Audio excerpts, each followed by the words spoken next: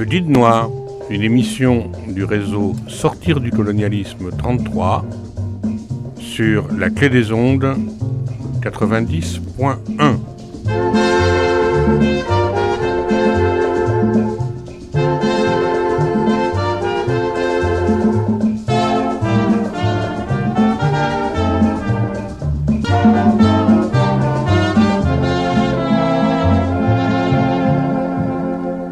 Chers auditeurs, chères auditrices, bonjour. Vous êtes bien sur la Clé des Ondes 90.1 et vous êtes dans l'émission Le Guide Noir colonial à Bordeaux. Réunis en collectif militant composé de citoyens militants et soutenus par de nombreuses associations, nous travaillons autour de la mémoire et plus particulièrement celle du nom des rues, de leur histoire à Bordeaux Métropole. Cette histoire, nous la travaillons pour aboutir à un ouvrage référençant ces histoires masquées, oubliées, cachées et qui, indirectement, constituent un discours silencieux et insidieux, justifiant aujourd'hui encore les ferments d'une idéologie coloniale et raciste. À Bordeaux, le travail d'historiens, d'associations anti-esclavagistes a mis en évidence le nom des rues, portant celui de familles esclavagistes. Ce combat est aussi le nôtre et notre propos est de l'ouvrir plus largement autour du passé colonial. Il n'est pas concurrentiel, mais complémentaire. Alors notre projet est d'écrire un livre sur ce thème. Notre émission sur la Clé des Ondes illustrera chaque semaine avec ses chroniques, agendas et ses invités, comme aujourd'hui Salah Amouri, avocat franco-palestinien qui sera interviewé par Isabelle et André. Nos rendez-vous hebdo, c'est tous les mercredis à 14h, comme aujourd'hui, mais aussi le vendredi à midi et les dimanches à 18h pour retrouver notre émission Le Guide Noir colonial à Bordeaux. Pour nous suivre, le Facebook qui s'appelle pareil, Le Guide Noir du Bordeaux colonial. On peut nous écrire aussi sur notre page mail guidedubordeauxcolonial@gmail.com. Et puis bientôt, nous aurons un site web qui sera à votre disposition où seront portées les notes et nos remarques et nos émissions. Sans oublier la revue Ancrage trimestrielle qui relaie en fait notre travail. Enfin, chaque troisième mercredi du mois, une mensuelle sera proposée en direct avec un invité et la présentation des associations soutenant le Guide Noir colonial à Bordeaux. Le 18 septembre, c'est notre prochain rendez-vous. Donc, un petit jingle et on va commencer l'interview.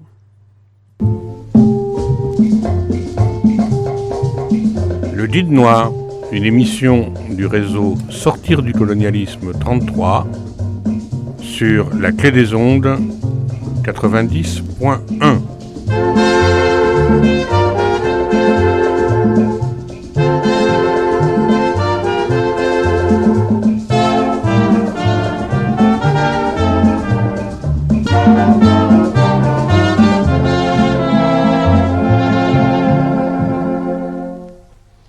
Eh bien, comme je le disais tout à l'heure, notre invité aujourd'hui, c'est Salah Amouri, qui est interviewé par André et Isabelle. Je vous laisse la parole, chers amis. À vous. Merci. Bonjour, monsieur Amouri. Vous êtes un avocat franco-palestinien, ancien prisonnier en Israël, on en reparlera bien sûr, invité par Palestine 33 avec le soutien du collectif pour une paix juste et durable entre Israéliens et Palestiniens. Et nous vous invitons pour que vous nous décriviez les conditions des prisonniers en Palestine, des prisonniers palestiniens en Israël. Pour les auditeurs, pourriez-vous vous présenter, naissance, études, la vie à Jérusalem ? Bonjour à toutes et à tous, merci tout d'abord pour votre invitation aujourd'hui. Moi je m'appelle Salah Amouri, franco-palestinien, d'une mère française, un père palestinien, né le 25 avril 1985 à Jérusalem, qui a grandi à Jérusalem, qui a toujours habité à Jérusalem, qui a aussi passé des moments pendant ma jeunesse en France. J'étais dans des écoles, j'ai grandi dans des écoles à Jérusalem.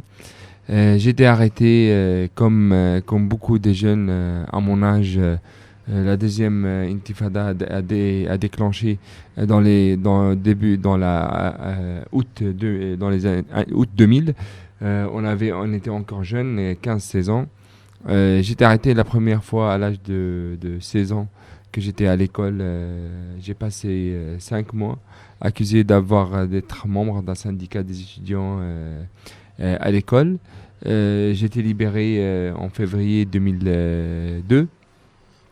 J'ai continué mes études et après j'ai bien passé mon bac. J'ai passé à l'université, je faisais des études en sociologie à partir de 2003.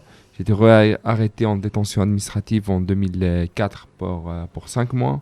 J'ai été libéré en juillet 2004. Re-arrêté encore une fois le 13 mars 2005. C'est là où j'étais 3 ans au début sans jugement. Après, j'ai été jugé à 7 ans de prison. J'étais libéré en 2011, le 18 décembre 2011, dans le cadre de l'échange, dans la deuxième vague de l'échange avec le caporal franco-israélien Gilad Shalit. Ensuite, j'ai repris ma vie. J'ai commencé de nouveau mes études en droit en 2012-2013. Fin 2014, en juin 2014, je me suis marié avec ma femme Elsa, française. 1 an après, j'ai reçu un ordre d'interdiction de rentrer dans les territoires de la Cisjordanie. Cet ordre qui a continué pendant un an et demi, mais ma femme Elsa, début 2000, à la fin, on était venu en France pour Noël fin 2015. Et en rentrant début 2016, janvier, elle s'est fait expulser. Et alors qu'elle était enceinte de 7 mois. Depuis, elle est interdite de rentrer en Palestine. Et après, le 23 août 2017, j'étais arrêté chez moi à Jérusalem. Et là, j'ai passé 13 mois en détention administrative. Merci. Je précise d'ailleurs que pendant que vous étiez arrêté, il y a eu des manifestations dans toute la France pour demander votre libération. Est-ce que vous pouvez... Alors, parmi les arrestations, il y en a quand... je crois qu'il faut quand même préciser que votre épouse et puis votre fils ne peuvent pas vous voir à Jérusalem. Enfin, ils sont interdits de visite et d'entrée. Pour le moment, ma femme, oui, c'est vrai qu'elle est interdite depuis 2016 de retourner dans les territoires palestiniens.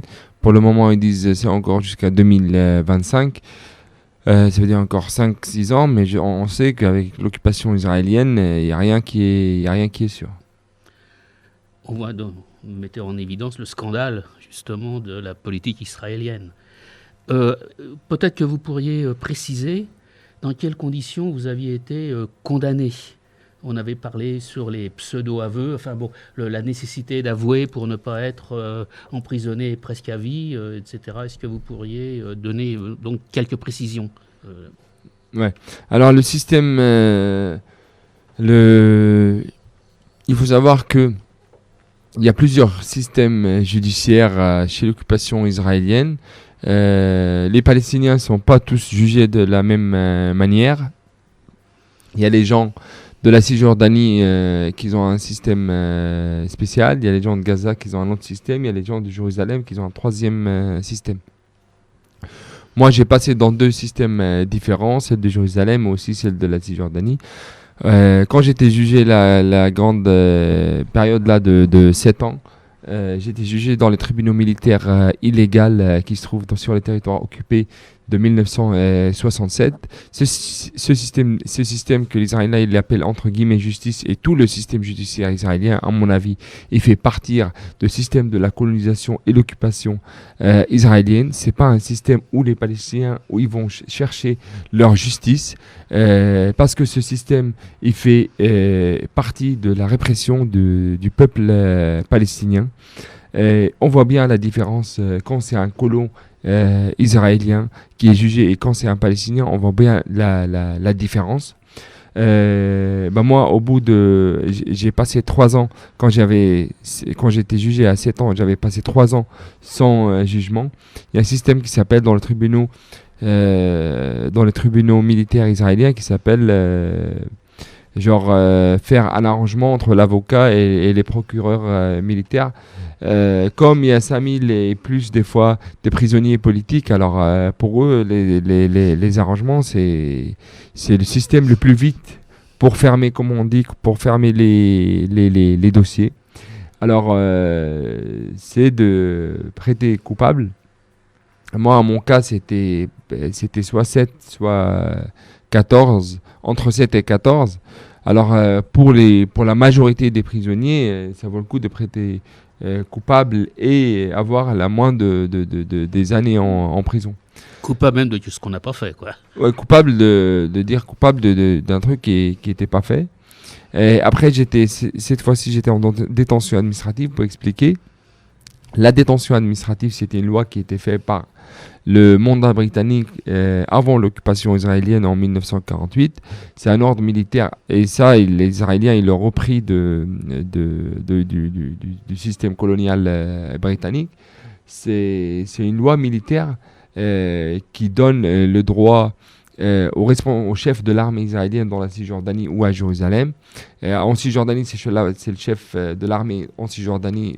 Dans le cas de Jérusalem, comme c'était moi, c'était entre guillemets le ministre de la Défense israélienne. C'est un ordre militaire qui permet à l'armée d'arrêter un Palestinien pour des mois renouvelables. Ça veut dire c'est des ordres de 1 mois jusqu'à 6 mois.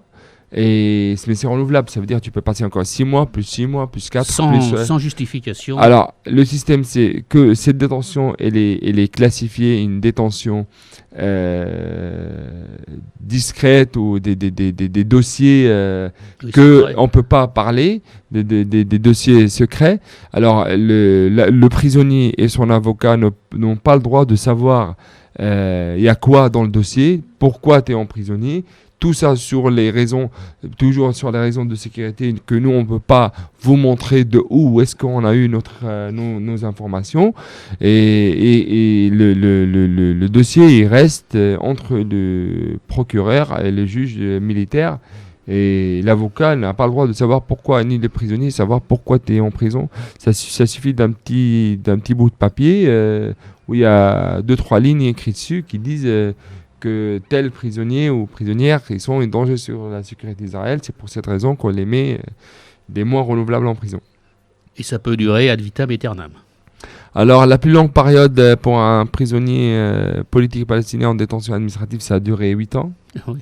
Il y en a d'autres 7, il y en a d'autres 4, il y en a 2. Oui, c'est alors arbitraire. Oui, aujourd'hui, il y a 550 prisonniers en détention administrative.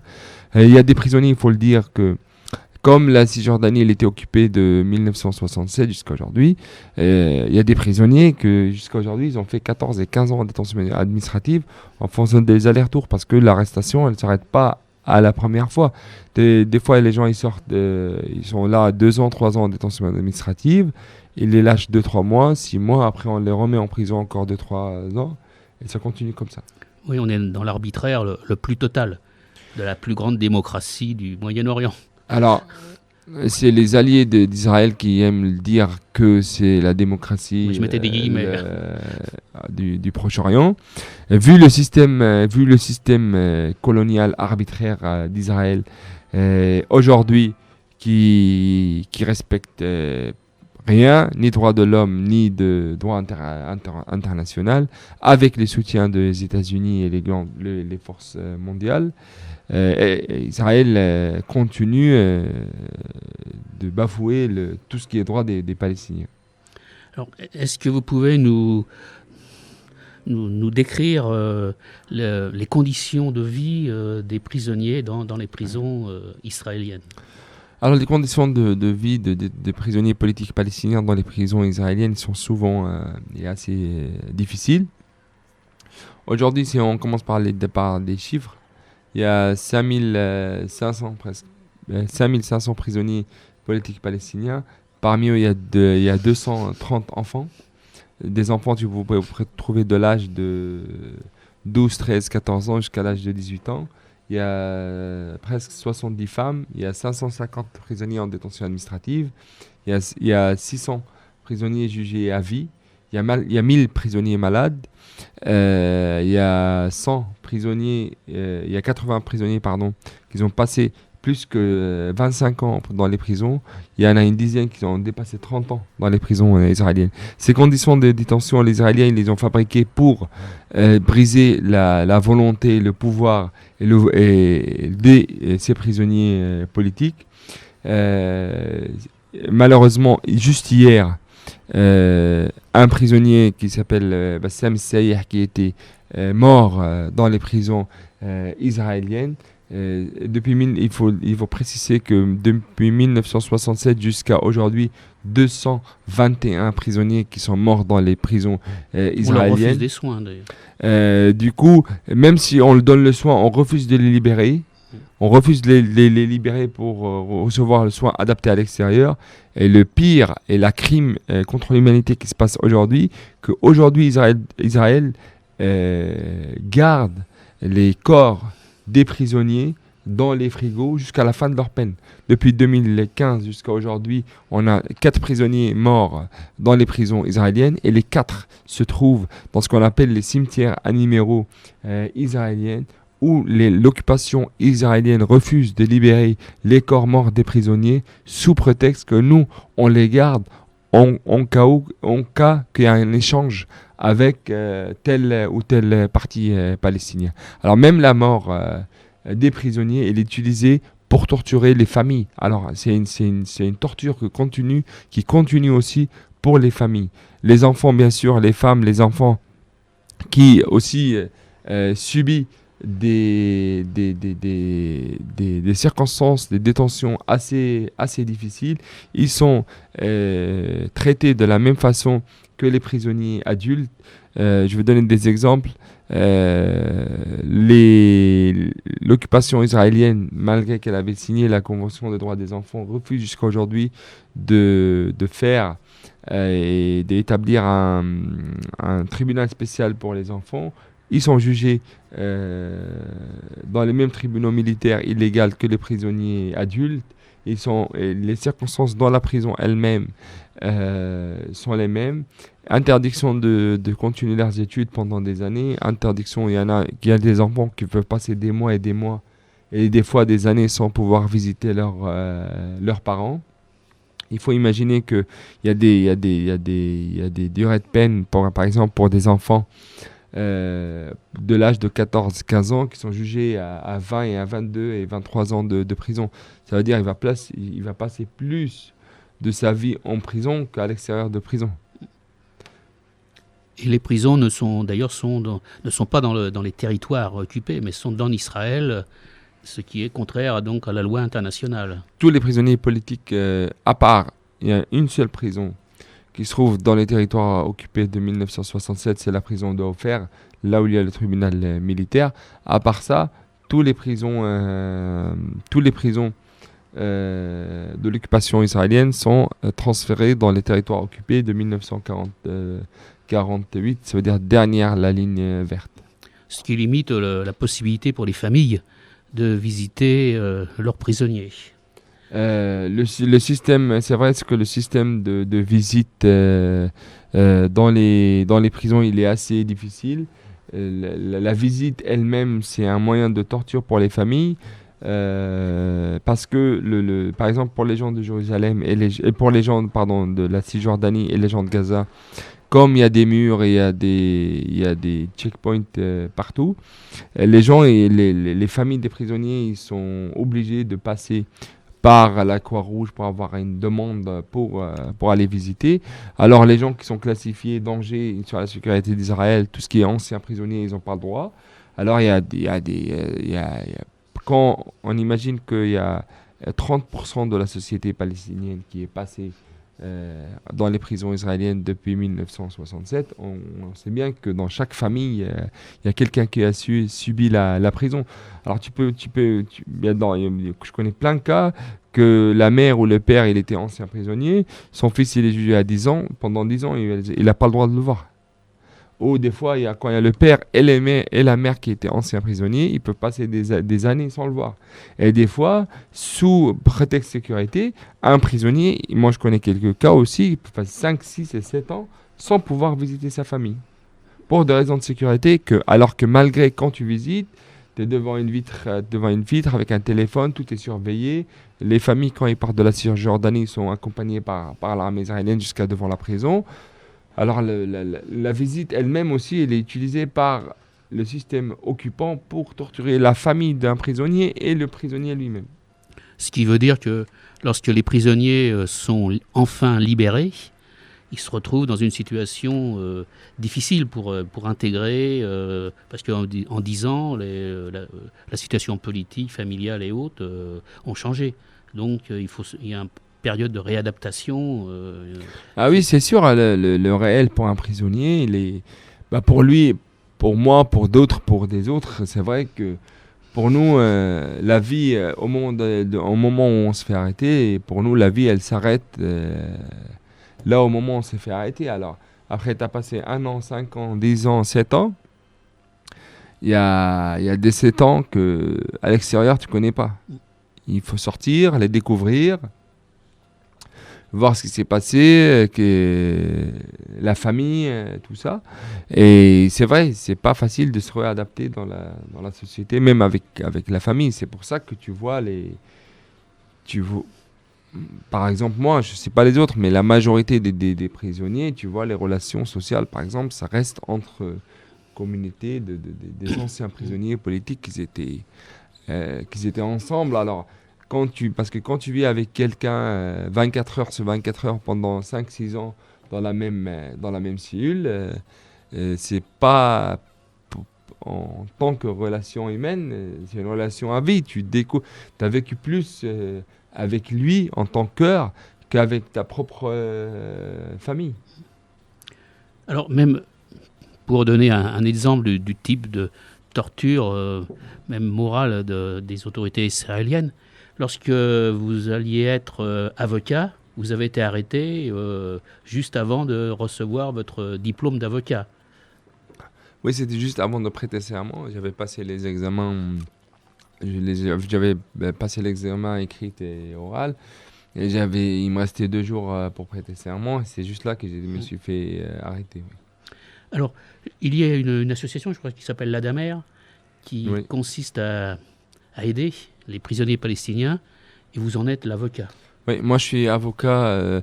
L'association Ad-Damir, c'est une association civile palestinienne qui s'occupe des droits des prisonniers politiques. On est des dizaines à travailler dedans. Il y a parmi 3 sections la documentation, l'advocatie et l'aide légale. On est 6 avocats à travailler là-dedans pour essayer, même si on ne croit pas vraiment, moi je ne crois pas dans le système judiciaire de l'occupation israélienne, mais on est là pour essayer ce qu'on pouvait pour aider les prisonniers. Pour nous, c'est un symbole d'une lutte politique, surtout avant que ce soit une lutte de droit. Qu'ils ne se sentent pas isolés. Qu'ils ne sont pas isolés, et ça fait partie de nos convictions politiques que ces prisonniers ils doivent être présents et aidés tout le temps. Très bien, je vous remercie beaucoup. Merci à vous. Si je peux poser une question supplémentaire. Votre cas a reçu assez peu de médiatisation, si ce n'est par le journal de l'Humanité, parmi les journaux quotidiens, mais jamais dans les journaux télévisés ou vraiment à la marge. En revanche, le cas de Madame Tamimi, mineure qui a été incarcérée, elle a été médiatisée. Est-ce que cette incarcération médiatisée a pu changer quelque chose, 1, sur l'image de la politique d'Israël, et 2, sur la politique en elle-même? Alors, je pense que malheureusement, les grands médias n'ont pas parlé. Et je pense pas que c'est par hasard qu'ils n'ont pas parlé, parce qu'on sait bien que normalement, moi, en tant que Français détenu en Israël illégalement en détention administrative, normalement, la France, elle devait dès premiers jours défendre mes droits de liberté, ce qui n'était pas fait. Ce qui n'était pas fait, parce que malheureusement, quand on parle d'Israël, on parle la France traite Israël d'un État au-dessus de loi internationale. Il faut pas critiquer Israël. Tout ce qu'elle fait Israël, c'est pour défendre ses droits et sa sécurité.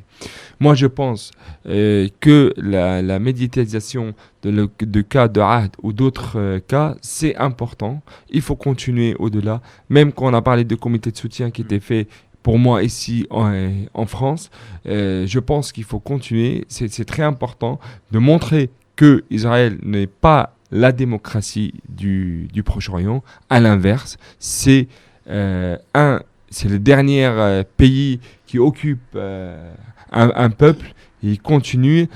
Aujourd'hui, surtout avec tout ce qu'on voit, les attaques Syrie, Liban, Irak, Yémen et d'autres, il faut dire que les médias ont un rôle très important pour montrer la vraie image d'Israël. Et alors, une toute dernière question aussi pour peut-être élargir un peu. L'État d'Israël s'est fait, veut incarner l'État de tous les Juifs. C'est une de ses volontés de ce gouvernement d'extrême droite. On a vu là récemment une députée d'opposition juive éthiopienne qui voulait faire un don du sang, qui s'est vu refuser son don du sang. Et puis vu qu'on en a parlé médiatiquement, ça a été... elle a pu finalement donner son sang qui est congelé mais ne sera donc jamais utilisé. Et ça a rappelé également que certaines Éthiopiennes avaient reçu des contraceptions par un vaccin, enfin en faisant croire que c'était un vaccin, pour réduire la natalité des Éthiopiennes. Quelle est la logique globale de ce gouvernement de Netanyahou, que ce soit par la répression des Palestiniens, mais également le cas qui est fait pour les Éthiopiens et les Juifs éthiopiens? Ouais. Alors moi, je pense que ce système colonial, comme le reste des systèmes coloniaux, et surtout depuis 2008, Netanyahou il est au pouvoir depuis 2008 jusqu'à aujourd'hui, ça fait 11 ans. Ce système colonial, depuis la création de l'État d'Israël, son seul but, c'est de coloniser de plus en plus. Alors de coloniser, la mentalité de la colonisation, ça vise pas que le peuple occupé, mais c'est des conséquences internes. Quand on voit par exemple la loi Nation qui a été votée il y a 2 ans, la loi Nation qui dit que Israël c'est l'État du peuple juif. Mais on a déjà 2 millions de Palestiniens qui vivent en Israël. T'as aussi, on a vu plein de manifestations des Druzes. Les Druzes qui sont fidèles à Israël, qui font l'armée, qui ne sont pas considérés comme des Israéliens dans la loi Nation. Alors la mentalité de cette occupation n'est pas que contre les Palestiniens, mais aussi elle a des conséquences internes sur la société israélienne. On voit tout ce qui est... par exemple, quand on imagine aujourd'hui, dans ce qu'il appelle quand l'Europe elle dit oui, Israël c'est la démocratie de Proche-Orient, allez voir dans les quartiers de ultra-orthodoxes israéliens comment les bus sont séparés entre femmes et hommes. Les femmes, ils doivent être derrière, les hommes, ils doivent être devant. Je ne vois pas où est-ce qu'elle est la démocratie. Moi, je pense que Israël, ce système colonial, il est de plus en plus à l'extrême droite. Et on va voir les votes le 17 septembre, les conséquences de leur vote à leurs élections. Comme tous les occupants, cette colonisation, elle va s'enfermer de plus en plus sur elle-même jusqu'à qu'elle-même, elle va mettre fin à sa présence dans la région. Et comment on a compris là avec votre témoignage et les analyses que vous faites, l'état des lieux, la gravité de la politique du gouvernement Netanyahou, comment on lutte sur place, comment on lutte ici à Bordeaux en France. Ouais.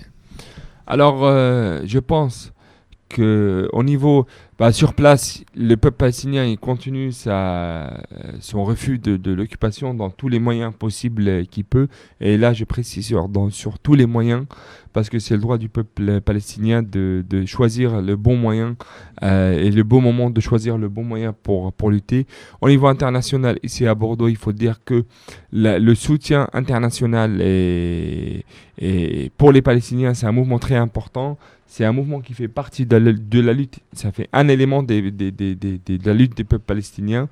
Je pense qu'il faut continuer surtout sur les campagnes BDS, il faut de plus en plus isoler l'État d'Israël. Il faut que cette occupation, elle paye le prix de sa occupation, parce que pour le moment, Israël ne paye pas le prix de son occupation. Il faut l'isoler de plus en plus. Il faut taper dans les poches des Israéliens et de l'occupation israélienne. Au moment où Israël elle commence à payer le prix de son occupation, peut-être qu'elle va pouvoir commencer à réfléchir c'est quoi la solution de mettre fin à la souffrance du peuple palestinien. D'ailleurs, à ce niveau-là, la campagne BDS, au début, on nous avait dit qu'Israël s'en moquait, mais on s'aperçoit qu'Israël la craint, puisqu'ils empêchent les gens qui soutiennent BDS de rentrer, d'aller en Palestine via Tel Aviv, parce que là aussi, un autre scandale, pour aller en Palestine, il faut passer par Israël. Et puis, on voit dans les différentes... maintenant, il y a une campagne au niveau même de chez nous, au niveau de l'Assemblée nationale, pour nous faire voter un texte qui, justement, assimilerait l'antisémitisme et l'antisionisme. Donc, on ne va pas développer là, maintenant, mais on est en plein dans une bataille d'idées, où Israël accuse ceux qui l'attaquent de délégitimation, alors qu'en fait, c'est Israël qui se délégitimise elle-même par ses comportements coloniaux. Bien sûr, là, il faut commencer par le point principe que la discussion, que ce soit ici en France ou là-bas, que nous, on n'est pas devant un conflit religieux. C'est ça le point principal de là où il faut y aller. On est devant une force coloniale occupante qui n'a rien à voir avec la religion. Les Juifs, ils étaient là, sur place, en Palestine, avant l'occupation israélienne. C'est le mouvement sioniste qui a poussé et qui pousse encore pour dire qu'il y a un conflit religieux. Ça, c'est le point de départ de là où il faut partir dans la discussion. Le deuxième point sur la question BDS, je crois que quand on sait qu'aujourd'hui, il y a un ministre dans le gouvernement israélien qui s'appelle le ministre des Affaires stratégiques, son seule affaire, c'est de lutter contre BDS, on voit bien à quel niveau BDS, elle touche bien et elle sait faire mal à l'occupation israélienne. Parce qu'un des principes de l'état de l'occupation israélienne, que son image, il doit rester la démocratie. La seule démocratie dans le Proche-Orient. Je crois le rôle des BDS, c'est de montrer la vraie image d'Israël. C'est pour ça qu'ils ont peur. Et heureusement que cette campagne, elle a réussi, et elle continue d'avoir des réussites à chaque pas qu'elle fait. Bien, merci beaucoup Salah pour ces explications très claires, très angoissantes aussi, parce qu'au nom de la sécurité, on fait faire beaucoup de choses au peuple et contre les peuples. Donc on va être vigilants, vous êtes sur la clé des ondes, donc je laisse la parole à Isabelle. À toi Isabelle. Voilà, donc l'agenda commence le mercredi 18 septembre, donc avec Shlomo Sand à Bordeaux, Athénée municipal à 20h. une conférence débat avec Shlomo Sand, donc sur le thème judéophobie, islamophobie, sionisme, à l'invitation des Amis du monde diplomatique de Gironde, de l'UJFP Aquitaine, de l'association étudiante Faculty for Israelian Palestinian Peace, FFIPP, et de l'Université populaire de Bordeaux. Historien israélien spécialisé en histoire contemporaine, Shlomo Sand est l'auteur de nombreux ouvrages, dont Comment le peuple juif fut inventé, qui est donc sorti à Paris aux éditions Fayard en 2008, Comment la terre d'Israël fut inventée, Paris, Flammarion 2012, Comment j'ai cessé d'être juif, Paris, Flammarion 2013. Nous le retrouverons sur la Clé des Ondes le 18 septembre à 14h dans notre émission Le Guide Noir du Bordeaux colonial. Shlomo Sand sera également à Bordeaux la veille, le 17 septembre, pour présenter son premier roman, La mort du Khazar rouge, qui est sorti donc à Paris aux éditions Le Seuil en 2019 à la Machine à lire. Mercredi 25 septembre à 18h30, Gérard Noiriel sera à la Machine à musique autour du livre Le venin dans la plume, Édouard Drummond, Éric Zemmour et La part sombre de la République, publié aux éditions La Découverte. Samedi 21 septembre à 15h, déambulation dans Bordeaux au temps du clown chocolat, organisé par les Amis du clown chocolat, et on est raccord avec nos thèmes, car la belle époque n'était pas si belle pour tout le monde. Rendez-vous à 15h devant la Fontaine des Girondins. Samedi 28 septembre de 9h30 à 20h, avec la ville de Bègle, est organisé donc par Suivi Gironde et l'association Cori, membres de notre collectif Le Guide Noir du Bordeaux colonial. Ce colloque sur le Rwanda porte sur l'histoire, mémoire et transmission du génocide. Je laisse la parole à Jean-Pierre.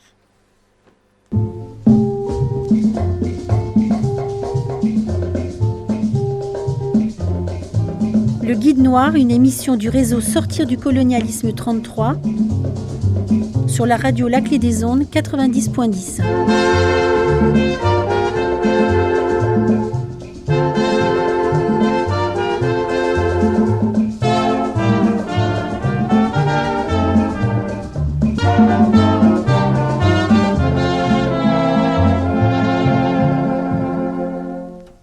Eh bien, vous êtes sur la Clé des Ondes, dans l'émission Le Guide Noir du Bordeaux colonial. Donc, cette émission a été faite avec la participation de Salah Amouri, ici présent, que nous remercions beaucoup. Si vous avez pris le témoignage en cours de route, sachez que vous pouvez le réécouter à nouveau vendredi à midi et dimanche à partir de 18h sur votre radio préférée, la Clé des Ondes 90.10, la radio qui se mouille pour qu'il fasse beau, qu'on se le dise. Donc, si vous voulez retrouver les animateurs et nous correspondre avec nous, c'est très simple. Sur Facebook, c'est le Guide Noir du Bordeaux colonial. Et puis nous écrire sur guide du Bordeaux colonial @gmail.com en attendant le site internet qui devrait bientôt arriver. Donc à très bientôt, chers amis, dans les manifestations, et la prochaine, ça sera mercredi soir, c'est-à-dire ce soir, avec la présence de Shlomo Sand. Non, 18, je me trompe, le 18 tu as dit tout à l'heure. Hein. À bientôt.